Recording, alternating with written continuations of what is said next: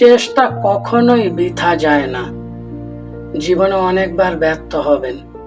একটি চাকরির জন্য চেষ্টা করে ব্যর্থ হতে পারেন, ব্যবসায় ক্ষতি হতে পারে, কোনো স্বপ্ন পূরণ করতে গিয়ে বারবার বাধা আসতে পারে।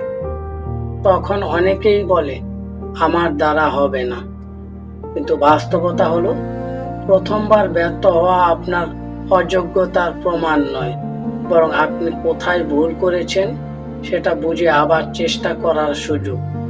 মনে রাখবেন, যে মানুষ চেষ্টা করতে থাকে তার সামনে অন্তত সম্ভাবনা থাকে, কিন্তু যে মানুষ চেষ্টা ছেড়ে দেয় তার সম্ভাবনাটাও শেষ হয়ে যায়। আজ পারেননি, কাল আবার চেষ্টা করুন। 10 বার ব্যর্থ হয়েছেন, 11তম বার দাঁড়ান, কারণ ব্যর্থতা আপনাকে থামায় না, হাল ছেড়ে দেওয়াই আপনাকে থামিয়ে দেয়।